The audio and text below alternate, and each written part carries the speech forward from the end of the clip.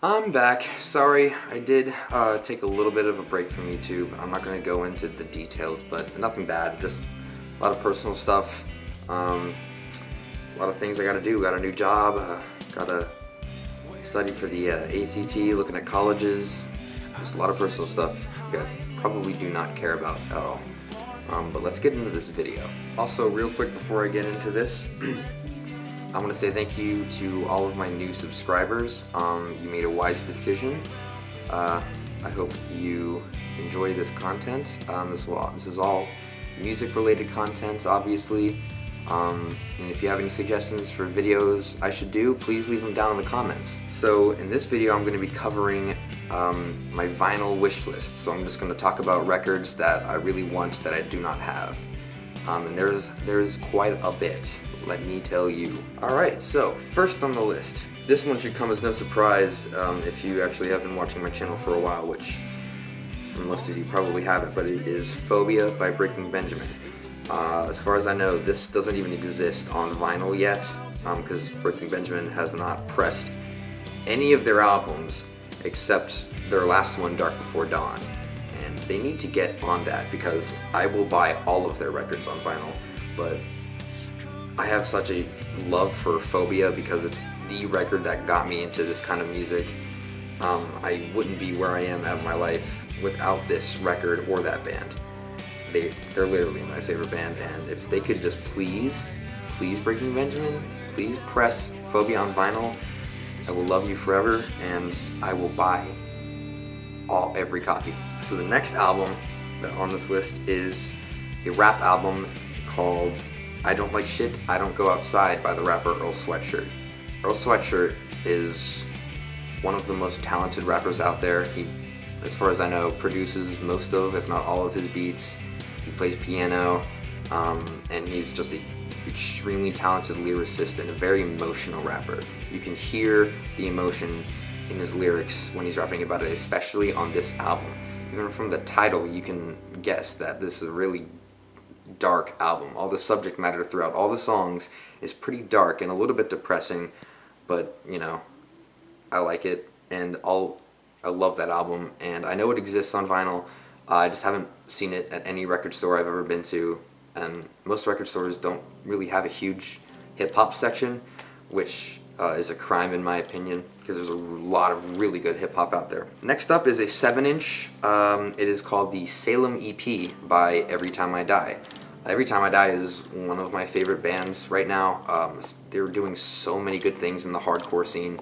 They've been around since the late 90s, and they do not have the recognition that they deserve, in my opinion.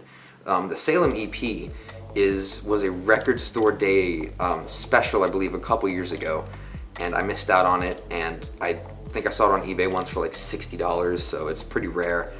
And I haven't seen it in any record store I've been to, and I would love to have it because it has, I think the songs on it were the bonus tracks for the deluxe edition of their album From Parts Unknown, which was released right before the EP. And the songs are fantastic. Oh my gosh, they're classic. If you listen to From Parts Unknown, you know that album is freaking chaotic, and this EP has some of the most chaotic songs I think they have ever written, and I just love it so much. Next up, we have a somewhat specific one. My favorite A Day to Remember record, Common Courtesy, was released on vinyl when it came out, and they released a special like maroon colored edition. And maroon is actually one of my favorite colors. It might even be my favorite color next to black. And if I could find that anywhere, I don't even know if they still make it. It might be sold out by now unless someone's selling it on eBay or something. I haven't looked.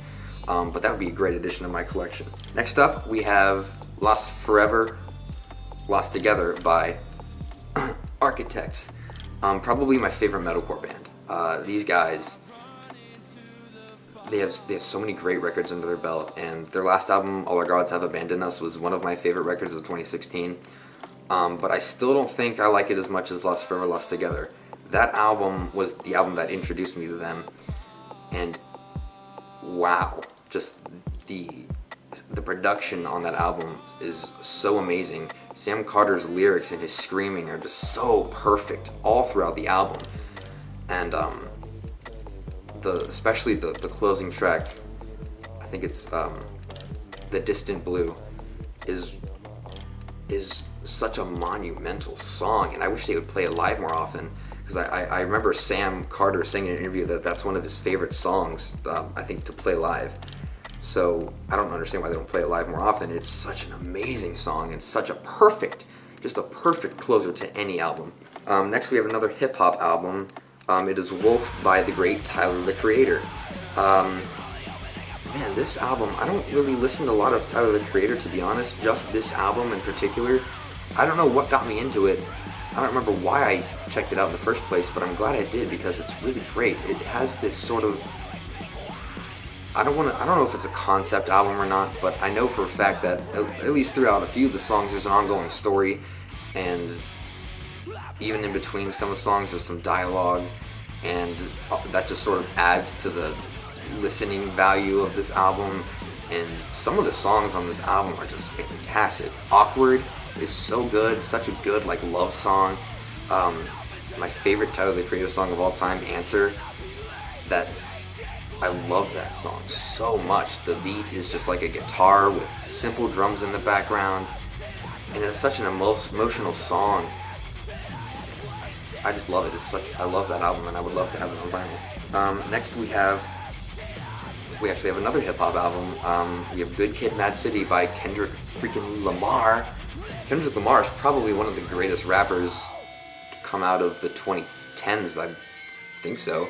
He's extremely talented, and everyone knows about him. If you haven't heard Kendrick Lamar yet, then go listen to Kendrick Lamar. You will not be disappointed, especially if you love hip-hop.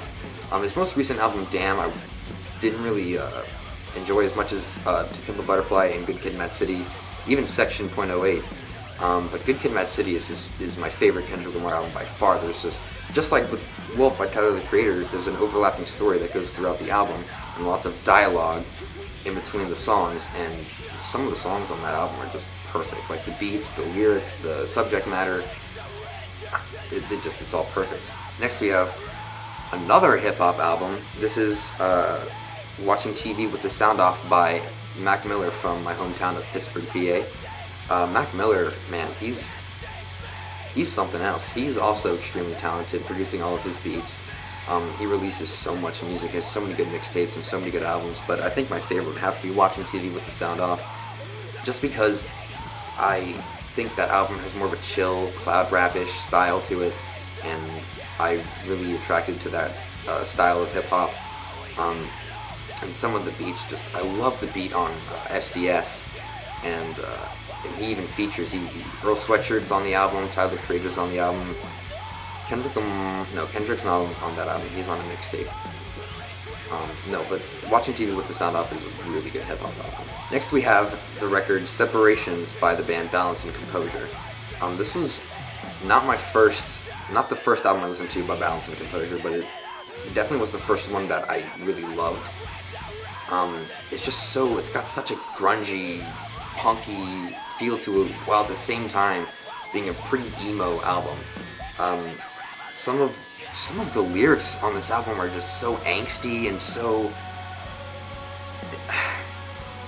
thought-provoking and emotional, and the way John sings and sometimes screams these lyrics, it just kind of hits you, and it makes you just kind of want to be alone in your room just listening to the album, just thinking about life. And I don't think there's anything wrong with that, especially when there's some beautiful music to accompany it. Stonehands is a song on that album that is, every time it comes on, when I put my music on shuffle, I always listen to it. That is such a perfect song. I Tore You Apart in My Head is another one. It's probably one of Balance and Composure's heaviest songs and most angry songs. That's for sure. John's just screaming and yelling throughout most of the song, and it's so angsty and grungy, and I just love it so much. Next up we have Meteora by Linkin Park. Meteora is the first Linkin Park album I ever listened to. Usually I think people listen to Hybrid Theory first. I actually have Hybrid Theory on vinyl, but Meteora is one of the albums up there with Phobia that got me into this kind of music, and every song on that album is so amazing. Easier to Run, is probably my favorite Linkin Park song of all time. Breaking the Habit is great. Nobody's Listening is a very, very underrated Linkin Park song, and it's just such a good album. It's Linkin Park's best album in my opinion. Next up we have the Arctic Monkeys' first album, Whatever People Say I Am, That's What I'm Not. I think this is also my favorite record from Arctic Monkeys. I already have their second album, Favorite Worst Nightmare, on vinyl, which used to be my favorite Arctic Monkeys album until I started listening to Whatever People Say I Am, That's What I'm Not more often. It just sort of has a more fun, like punk rock, jumpy, happy vibe to it that is just so fun, and you can tell that they were super young when they were writing this music, and it brings out the kid in you, basically, is what I'm trying to say. It's a very, very good album. Next up is Wonder What's Next by Chevelle. This is their second album. Yes? Doing? Making a YouTube video? Huh? I'm making a video. Oh, sorry. You're fine. Okay. Yes, so next up is the album Wonder What's Next by the band Chevelle. This is their second full-length album, and I go back and forth. I think all of Chevelle's albums are perfect, but I think this album might have some of my favorite songs on it. Family System is just so freaking heavy, and it's such a good way to start off that album. The title track, Wonder What's Next, is great. Grab Thy Hand is so good. Closure is amazing. Just these songs are so awesome. And then, of course, I can't leave out their legendary song, The Red, which is their most popular song. And it's always on the radio. And if you've heard that song, you've definitely heard that song before. It's on the radio all the time. Next up is the Out of the Black EP by Royal Blood. I've seen this in record stores a few times, and I really want to get it because it has my favorite Royal Blood song on it, which is Hold, and it's a very unknown and underrated song by them. That song is just got some of my favorite riffs from Royal Blood. And it also has Out of the Black, which is my other favorite Royal Blood song. I haven't really seen anybody talk about the Out of the Black EP. It's very underrated. It's got some great songs on it. Next up, we have my favorite Foo Fighters record, The Color and the Shape. This is their second album, I believe. And this just has some of my favorite rock songs of all time on it. We have Everlong, February Stars, Monkey Wrench, My Poor Brain, just some really, really hard-hitting, just awesome rock songs that just make you want to get up and like party. It's awesome. They have Foo Fighters are one of the probably the biggest rock band out there right now. And we need more of that in the music scene. We need more Foo Fighters in the music scene. This is such a great album. I like to listen to it when I go fishing a lot. It's a very good album. Next up we have the album In Humor and Sadness by the band 68. This is their first record. I have their newest album and their second album on vinyl, Two Parts Viper. And as much as I like that album, I still don't think I like it as much as In Humor and Sadness. It's got such an awesome, noisy, like creative vibe to it. They do so many weird things, and there's so much experimentation on these songs, and it's a huge step up for Josh Scogin from his previous band, The Chariot, which was just a straight-up metalcore band for the most part. And I love that band too, don't get me wrong, but I think 68 is a lot better in that it's just two people in a band, and they make so much noise and do so much weird stuff, especially in their live set. I've seen them live 2 or 3 times now, and their live shows, their songs are best experienced live in my opinion. But In Humor and Sadness captures the vibe of 68 best in my opinion. So I would love to have that on vinyl. And last up on this list is the album No Closer to Heaven by the band The Wonder Years. I love The Wonder Years. They have some really great albums under their belt, but their newest album, No Closer to Heaven, has to be probably my favorite. It's not quite a pop-punk album exactly. It's not even quite as much an emo album as much as it is an alternative album. It sort of mixes pop-punk, emo, and alternative in one genre. And, oh my god. Cigarettes and Saints, though. Probably one of the most emotional and hard-hitting songs I've ever heard. Not many songs make me tear up. That's hard for songs to do, to me, but Cigarettes and Saints has made me tear up almost every time I've listened to it, just because, first of all, I think that song is perfect. Not only is that song unique in that it does not follow a conventional structure whatsoever. There's like almost none of the song repeats. None of it. And it's like a 5-minute song. the lyrics just keep going and going. There's not like a big chorus and then a verse and then a bridge and then another chorus to end it.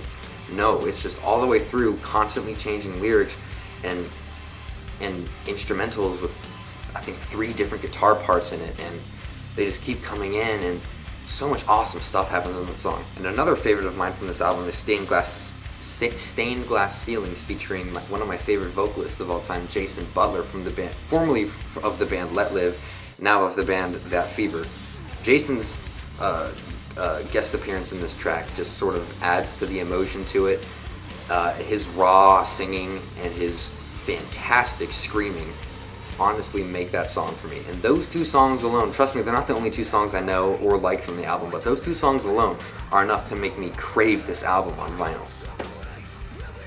Alright guys, that's going to do it today for this video. Again, thank you to all my new subscribers. I really hope you enjoy this content. I pour my heart and soul out into it, I honestly do. My favorite thing in the world is music, and collecting music, and listening to music, and playing music.